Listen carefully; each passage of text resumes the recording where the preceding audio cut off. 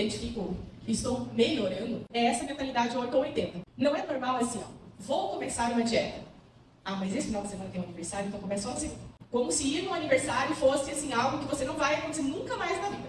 Então eu tenho que aproveitar e comer, me refastelar para poder depois começar uma dieta. Porque ou eu estou de dieta ou eu não estou.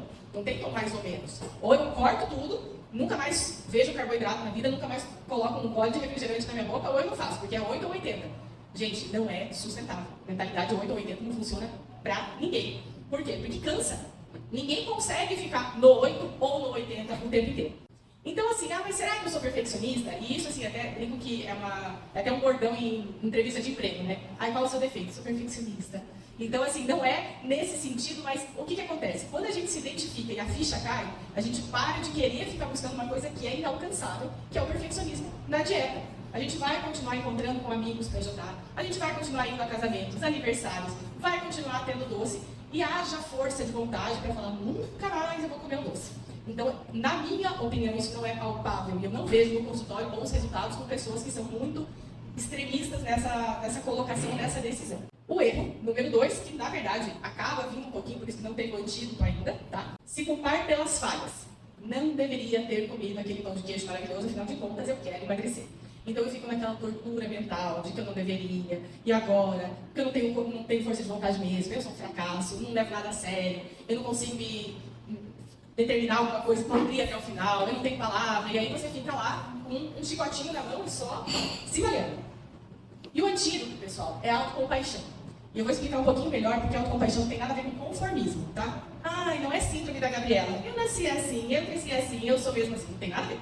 Ser conformada é uma coisa, eu não gosto de gente conformada. A autocompaixão é, beleza, comi, exagerei, vamos fazer um retrospecto? Cheguei em casa cansada, não tive um dia fácil no trabalho. Na verdade, talvez eu não precisava do pote de sorvete, talvez eu precisava de um banho e deitar no sofá e assistir uma minissérie. Talvez eu precisasse ligar com uma amiga para conversar, talvez eu precisasse ler um livro, talvez eu precisasse de descanso, porque o nosso corpo ele não se nutre só de comida. Nosso corpo ele se nutre de emoções, de sono, de água, de exercício, ele se nutre de muitas coisas. Então, olhar para as emoções, para com isso, com essa autocompaixão, eu conseguir resolver melhor, é o quê? É a diferença entre, beleza, aconteceu isso, como que eu posso melhorar? Posso melhorar assim. Numa próxima vez eu vou fazer assado. A questão da autocompaixão é isso, não existem falhas. Ou você ganhou, ou você aprendeu. Então, após a sensação de comer algo que não deveria, ao invés de se culpar, desperte a sua curiosidade. E se amanhã, ou se numa próxima vez que eu chegar cansada, ao invés de ir direto para a geladeira, que é o que eu sempre faço, eu for tomar um banho, ou eu escrever num livro, ou escutar uma música, será que eu vou comer menos? E eu já adianto para vocês que sim. Porque os estudos científicos mostram isso. Que quando a gente faz o cansaço, ele é um gatilho. O tédio é outro gatilho. Por que as pessoas, às vezes, na pandemia, ganharam tanto peso? Porque ficavam em casa. E ficar em casa é tédio. Eu estou entediado. O que eu vou fazer quando eu estou entediado? Eu vou comer. Então, os gatilhos que levam a gente a acabar exagerando, a acabar comendo, devem servir como munição, como curiosidade, para eu despertar e fazer essa autoanálise. Beleza, eu estava cansada, então na próxima vez eu vou fazer isso. Ou eu estava assim, furiosa com meu marido, porque ele tinha feito tal coisa.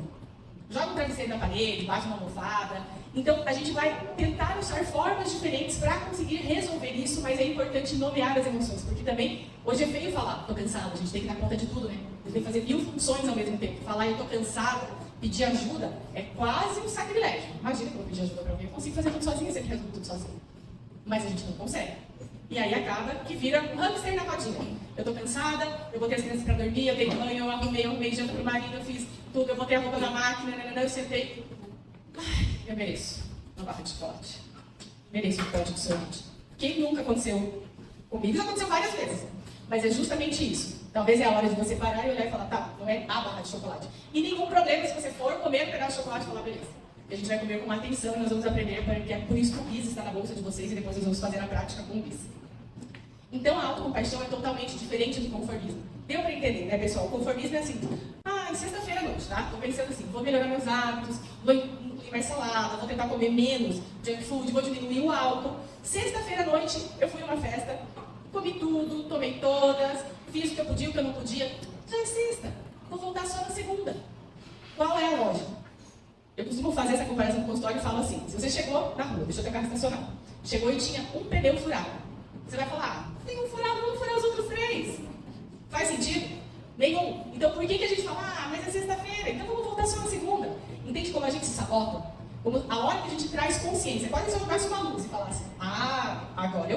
Porque a hora que eu trago luz, eu trago consciência. A hora que eu trago consciência, eu consigo mudar. Porque enquanto eu estou na neblina ali, é assim mesmo, é sexta-feira, eu estou cansada. Não, só na segunda-feira eu vou...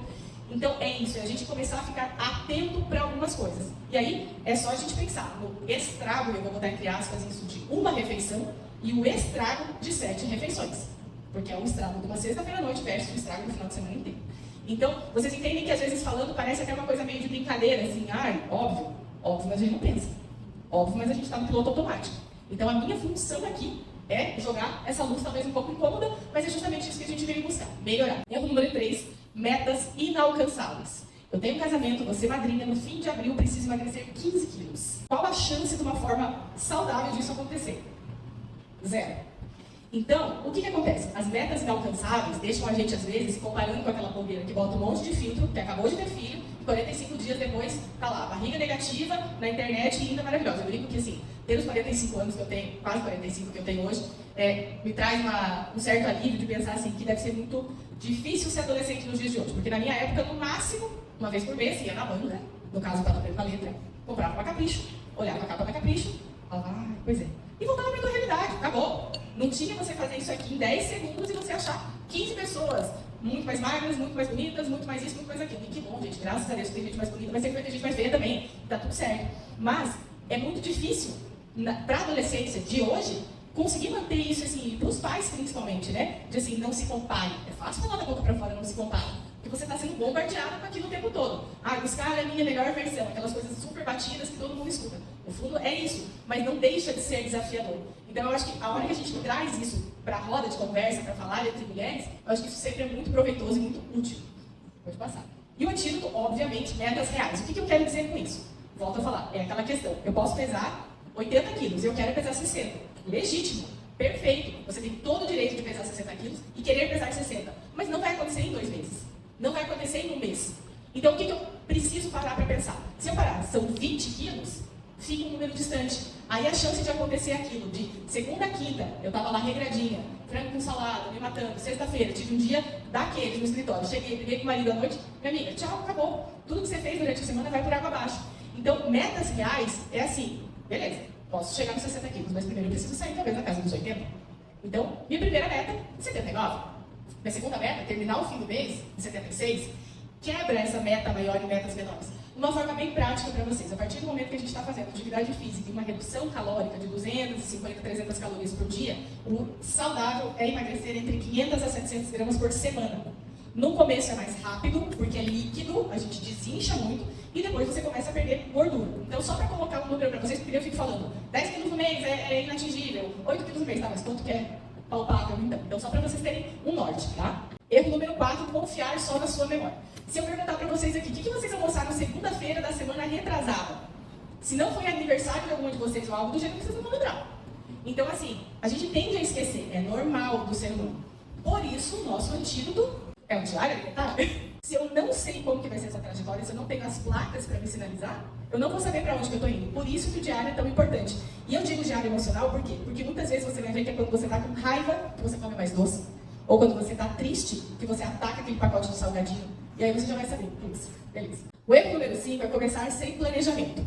É a mesma coisa que pegar qualquer uma de vocês. Vamos pensar aqui, Tóquio. Eu pego você, te jogo no meio de Tóquio. E falo, tá.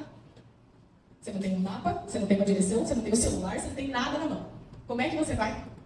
Você não vai. Você fica lá parado. No máximo você vai para a esquina, você volta, você pede uma informação, você volta. Então, começar sem planejamento é um erro que a maioria acaba cometendo, que é aquela coisa assim, domingo, tô lá jogada no sofá, falo, meu Deus do céu, comi o final de semana inteiro. Precisava.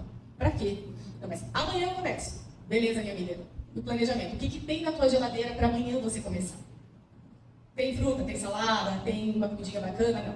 Na geladeira tem o resto do miojo, tem pizza fria, tem uma garrafa de coca. Como que você vai começar a mudar bons hábitos? Então, planejamento é a mãe do sucesso. E o antídoto, obviamente, a organização. Prepare a mente e prepare o ambiente. Pode passar também. O erro número 6 é o que acho que a maioria acaba caindo e é bem comum. O ceder à voz sabotadora. Quem nunca? Eu mereço. Eu já mereci um monte de coisa. Eu mereço só um pedacinho, só... E quando vocês já perceberam que quando é alguma coisa que a gente sabe que está fazendo fora do que a gente tinha proposto, a gente bota no diminutivo? É só um pedacinho. É só um golinho. É só uma fatiazinha. Então, a gente mesmo já já faz essa indulgência ali e já vai facilitando o caminho para nós mesmos. E um antídoto, para essa questão da voz sabotadora na nossa cabeça, eu vou apresentar 2 antídotos. O primeiro é a técnica 4D. Isso aqui é comprovado cientificamente, eu não tirei da minha cabeça, isso de fato existe. E a técnica 4D é quando você estiver frente a um episódio. Isso é muito usado para compulsão alimentar, tá? E já vou aproveitar o ganchinho, compulsão alimentar é totalmente diferente do exagerar de vez em quando.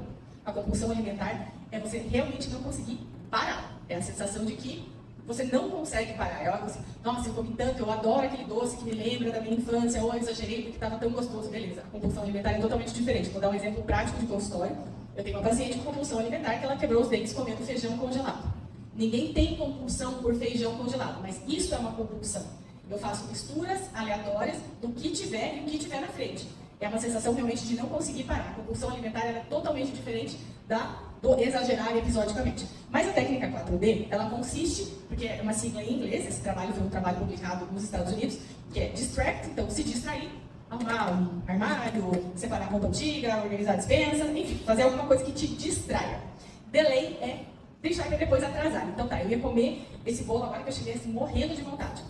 Vou comer depois, mas não fique ali olhando pro bolo assim, depois daqui 10 segundos. Não, vou fazer alguma outra coisa mesmo. O distract é você sair, o delay é você atrasar. Então assim, não é que eu não posso comer aquele bolo, mas eu vou comer depois. Então eu não me neguei àquele pedaço de bolo. Inclusive, só vou citar mais um estudo que é muito engraçado. Eles compararam num restaurante por quilo, em São Paulo, foi isso. As pessoas que saíam do restaurante e sempre pegavam uma trufa na hora de pagar. Comia por quilo, estava bonitinho e pegavam uma trufa. O delay vai muito nesse braço do estudo, que é o atrasar. Aquelas que foram orientadas a botar na bolsa para comer depois, 60% não comeu. Esqueceu da trufa lá.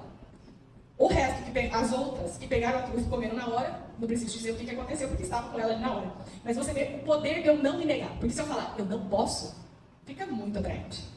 Eu não posso a chave, a senha para falar, eu quero 10 dessa. Então, eu não posso batata para a gente acabar exagerando. Então, o delay entra muito nisso. Drink water, porque nosso centro da fome, nosso centro da saciedade estão muito perto no nosso cérebro, eles estão muito pertinhos, então muitas vezes a gente confunde fome com sede. Quanto que eu devo tomar de água por dia? 35 ml por quilo de peso por dia. Faça as contas. Se você pesa entre 30 e 35 ml, uma pessoa em torno de 70 quilos vai precisar aí de 2 litros e pouquinho de água por dia. Tá? E o deep breath, que tem a ver com respirar fundo. Então, toda vez que a gente respira fundo, a gente bota em ação o nosso sistema nervoso parasimpático, nosso sistema nervoso parasimpático é o nosso sistema do zen, do tranquilo, da calma. E aí, com isso, eu estou mais tranquila, eu estou mais centrada, eu faço melhores escolhas também. E fortalecer o músculo do não. Eu falo muito isso para os pacientes. Às vezes, no buffet, quando você vai se servir, o que acontece? Eu já chego me servindo. Só que lá nos últimos 3, tinha bem aquilo que eu queria, que eu gostava. O que aconteceu? Eu já peguei e enchi meu prato. Mas eu não vou deixar de pegar o que eu gosto. E jogar comida é pecado. Então, o que acontece? Eu como o prato inteiro. Não estou falando que é para jogar comida fora, nem nada disso, gente. Mas a questão é escolher, certo? Porque assim, é que nem no café da manhã no hotel. Você vai ficar 5 dias naquele hotel. Provavelmente, os 5 dias vai ter a mesma coisa no café da manhã. Então, hoje você come bolo de cenoura. Amanhã você experimenta de chocolate. Você não precisa comer de cenoura, de chocolate, de laranja, de coco todos os dias. Porque, afinal de contas, e se amanhã eu não estiver vivo? 2 anos depois, está vivo com 15 quilos a mais. Então, não faz sentido nenhum. Entende que não é a restrição, é a gente escolher com sabedoria. É isso que eu quero. Então, eu não preciso também sentar aqui e ficar só tomando água porque daí eu estou de dieta. Não. Eu posso fazer escolhas, mas eu posso comer de tudo, mas não tudo.